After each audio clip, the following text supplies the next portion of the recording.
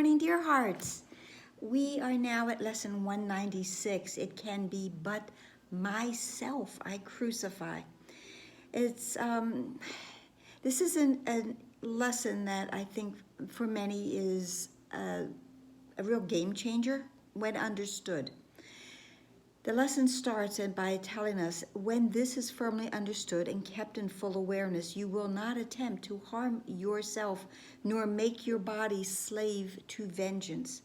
This idea, this lesson is giving us this information that when we truly understand that we are not an ego or a body, and that we cannot attack another and be free from the results of that attack, this is going to change how we think. This is going to change how we believe.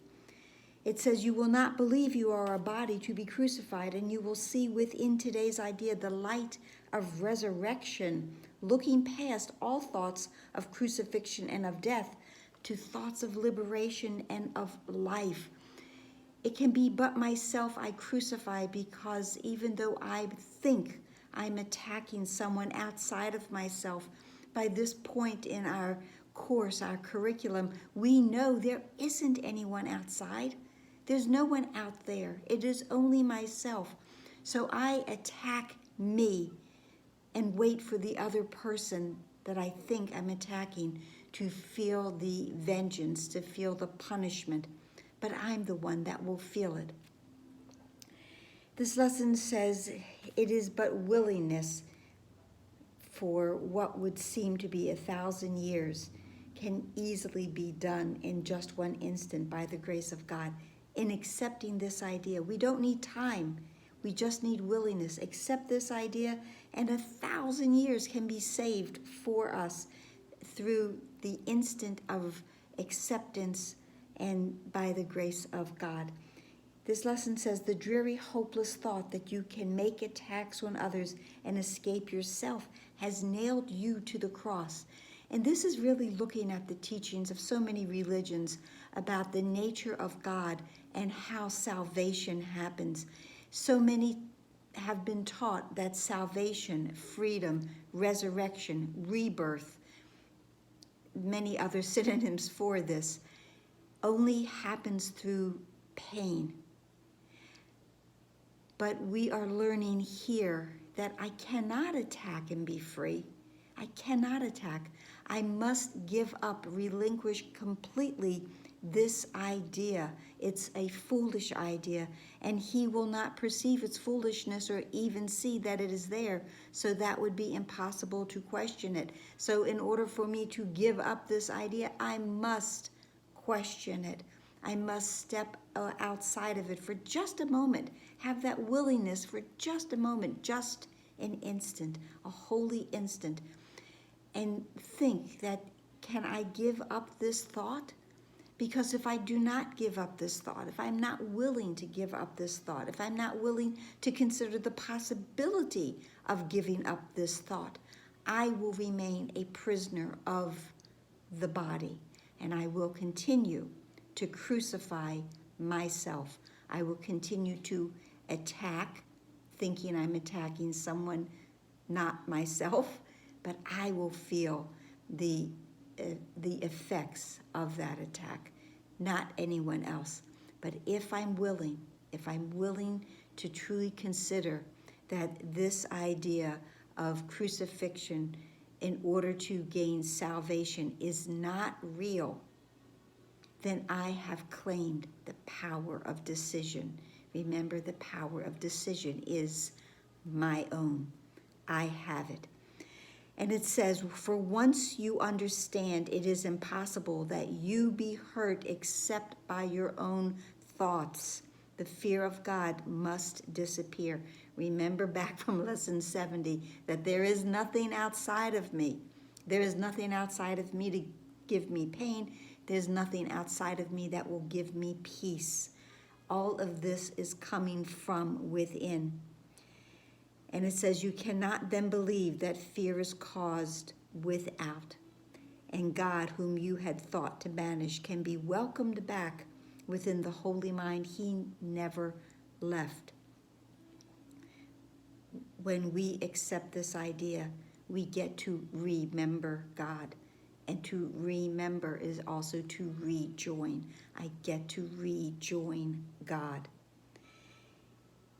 In paragraph 9, it says, "You have sought to be both weak and bound because you feared your strength and freedom, yet salvation lies in them." And it is our magnificence that scares us. And in that very famous quote from Return to Love, and I'm only going to read a part of it, it says, "Our deepest fear is that we are powerful beyond measure. It is our light, not our darkness, that frightens us." Today we are going to realize we give up the darkness. We want to give up the darkness, because if I hold on to the darkness, I will continue to crucify and attack myself. So while you believed attack could be directed outward and return from outside to within, it seemed to be an enemy outside you had to fear. And now we know that there is no enemy outside. It is all within me. And because it is within me, I have the power to change that thought.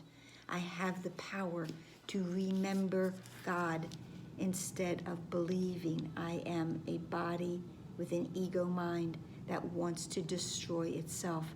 I can free my thoughts and realize that I have a way out of any painful situation. I am not bound by pain. I am free to love. And the lesson completes in paragraph 12.